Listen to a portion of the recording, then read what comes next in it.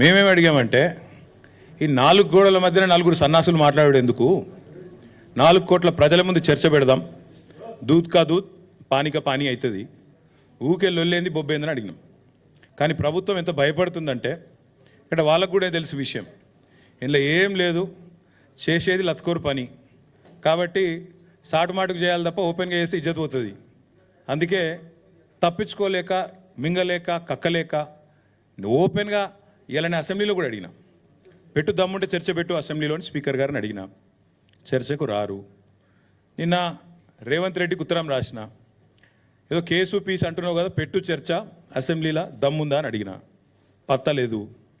రేపో లేకపోతే ఎల్లుండో ఆయనతో అసెంబ్లీ ఏదో నడిపించినట్టు చేసి తూతూ మంత్రంగా మైకులు వలిగేటట్టేదో సేమ్ సోది ఉపన్యాసాలు చెప్పి అవతల పడతారు తప్ప ఈ విషయం మీద చర్చించే దమ్ము ప్రభుత్వానికి లేదు.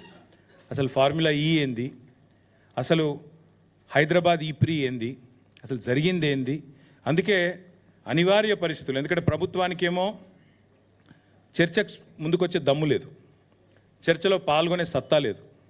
ముఖ్యమంత్రికి చర్చలో పాల్గొని కళ్ళలో కళ్ళు పెట్టి చూసి ధైర్యంగా ఇది జరిగింది తప్పు అని రుజువుపించే శక్తి లేదు. ఏదో కేసు పెట్టాలనే ఒక సాడిస్ట్ మెంటాలిటీ తప్ప ఇవాళ జరిగిందేందో కనీసం మీ ద్వారానన్నా ప్రజలకు చెప్పాలా.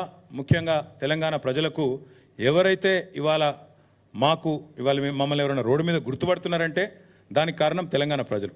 ఎందుకంటే వారు ఓట్లేస్తే నేను ఇప్పటికీ 5 సార్లు ఎమ్మెల్యేగా గెలిచినవాడిని, ఉప ఎన్నికతో కూడా కలుపుకుంటే 5 ఎలక్షన్లు గెలిచినవాడిని.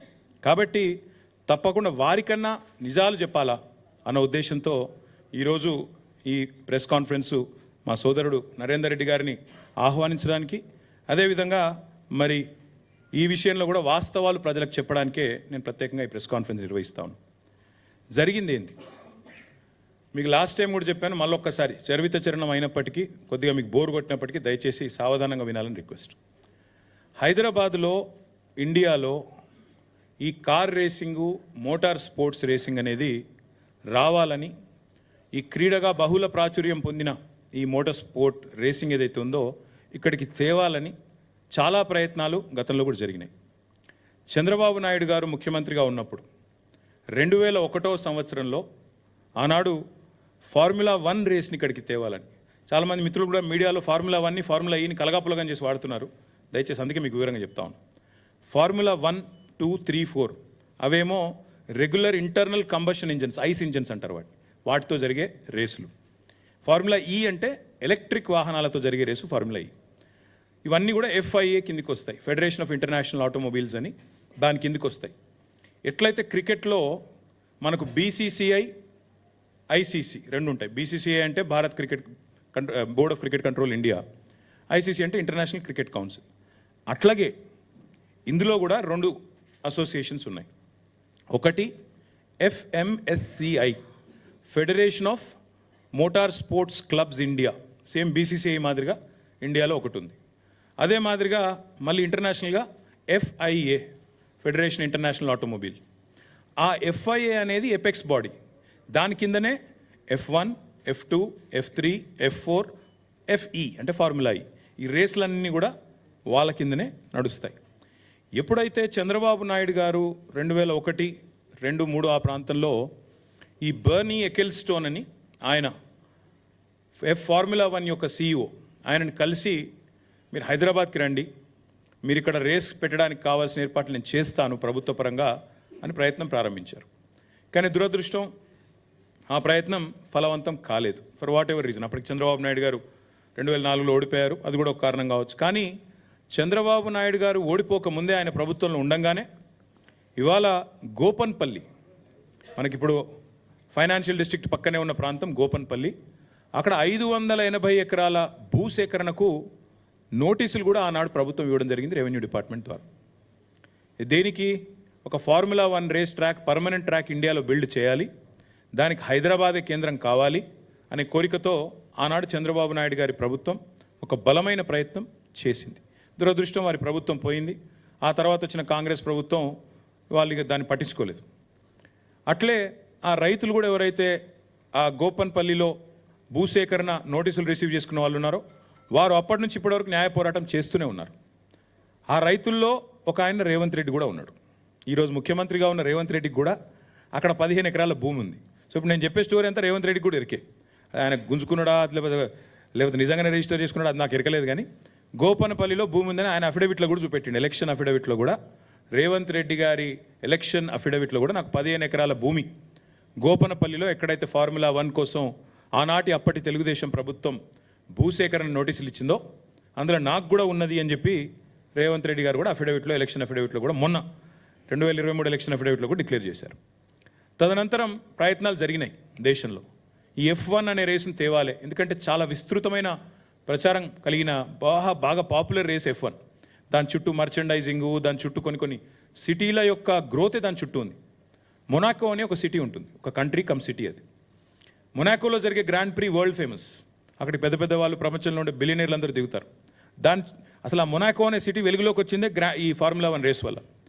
అట్లా ఒక ఫార్ములా 1 రేస్ని ప్రపంచవ్యాప్తంగా ఒక అంచనా ప్రకారం 200 కోట్ల పైచిలకు మంది చూస్తారు. 2 బిలియన్ ప్లస్ పీపుల్ చూస్తారు. అంత popular racing formula 1 racing. So మన దేశంలో కూడా ప్రయత్నాలు జరిగి చివరికి ఉత్తరప్రదేశ్లో అప్పుడు జేపీ గ్రూప్ అని ఉండేది, ఇప్పుడు కూడా ఉన్నట్టుంది, జయప్రకాష్ గ్రూప్.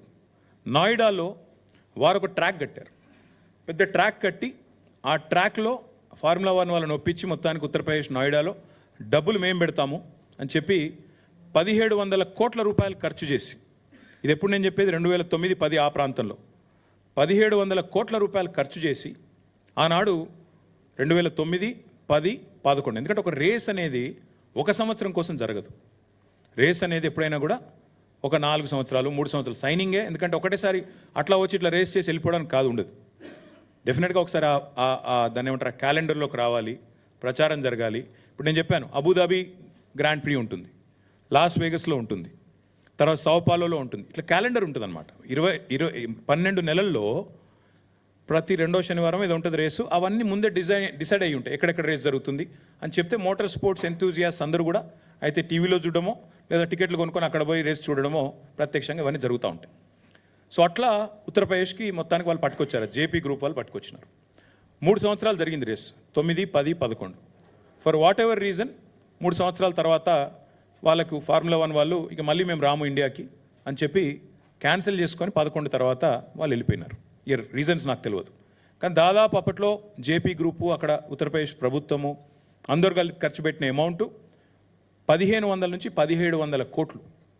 1500 నుంచి 1700 కోట్ల రూపాయలు ఆ రేస్ నిర్వహణ కోసం ఖర్చు పెట్టారు. సరే, అందులో కొంత రెవెన్యూ కూడా వచ్చి ఉంటుంది, వచ్చిన వాళ్ళు చూడడానికి, స్పాన్సర్స్, దానికి దీనికి కొంత రెవెన్యూ కూడా వచ్చి ఉంటుంది. తర్వాత ఇంకా మళ్ళీ భారతదేశంలో మోటార్ స్పోర్ట్స్ రేసులు ఆ స్థాయిలో ఎన్నడూ జరగలేదు, చిన్నవి జరుగుతుంటాయి. ఫార్ములా 4 రేస్ అని మొన్ననే చెన్నైలో జరిగింది. నిన్నగాక మొన్న మీరు చూసింటారు, అమిత్ షా గారు జమ్మూ కాశ్మీర్లో ఫార్ములా 4 రేస్ జరిగింది, ఇది గర్వకారణం భారతదేశానికి అని కూడా మొన్ననే ట్వీట్ చేశారు, చూసింటారు మీరు. అట్లాగే చెన్నైలో మొన్ననే అక్కడి ప్రభుత్వం స్టాలిన్ గారు, వారి కుమారుడు డిప్యూటీ సీఎం ఉదయ్ స్టాలిన్ 42 కోట్లు ప్రభుత్వం నుంచి ఖర్చు పెట్టి ఫార్ములా 4 రేస్. ఫార్ములా 4 అంటే నిజంగా చెప్పాలంటే ఫుడ్ చైన్లో చాలా కింద ఉంటుంది. F1 తర్వాత F2 తర్వాత F3 తర్వాత F4 అలా. సో ఈ రకంగా ఈ రేసుల కోసం దేశవ్యాప్తంగా పోటీ ఎప్పటి నుంచో ఉంది. సో ఆ క్రమంలో గత 10, 11, 12 సంవత్సరాలుగా ఒక కొత్త ట్రెండ్ స్టార్ట్ అయింది. ఈరోజు మనం 2024 సంవత్సరంలో ఉన్నాం, ఇంకా 4 రోజులు అయితే 2025లో ఉంటాం. గత 2013-14 నుంచి ఎప్పుడైతే ఐస్ ఇంజన్ పోయి, ఐస్ అంటే ఇంటర్నల్ కంబషన్ ఇంజన్, డీజిల్ పెట్రోల్తో నడిచే ఇంజన్లు, అది పోయి ఎలక్ట్రిక్ వాహనాలు రావడం స్టార్ట్ అయిందో, ఎలక్ట్రిక్ వెహికల్స్ రావడం స్టార్ట్ అయిందో, అప్పటి నుంచి రేసింగ్లో కూడా ఎలక్ట్రిక్ వెహికల్స్ని తీసుకురావాలనే ఒక కొత్త కాన్సెప్ట్తోని ఈ ఫార్ములా ఈ అంటే ఈ అంటే ఎలక్ట్రిక్, ఆ రేసింగ్ స్టార్ట్ అయింది. ఆ రేసింగ్ స్టార్ట్ అయిన తర్వాత దానికి కూడా విస్తృతమైన ప్రచారం వచ్చింది, దానికి కూడా విపరీతమైన ప్రచారం, విపరీతమైన అట్రాక్షన్ వచ్చింది. సో ఈ క్రమంలో మన గవర్నమెంట్ తెలంగాణలో ఇక్కడ టీఆర్ఎస్ గవర్నమెంట్, బీఆర్ఎస్ గవర్నమెంట్ ఏర్పడిన తర్వాత 2014లో మేము చాలా ఆలోచన చేసినాం, ఏ సెక్టర్స్లో మనం పెట్టుబడులు ఆహ్వానించవచ్చు, ఏ రంగాల్లో మనం విస్తృతంగా తెలంగాణ ప్రయోజనాలను కాపాడవచ్చు. ఆ ఉద్దేశంతో 14 థ్రస్ట్ ఏరియాస్ అంటారు, 14 కీలక రంగాలు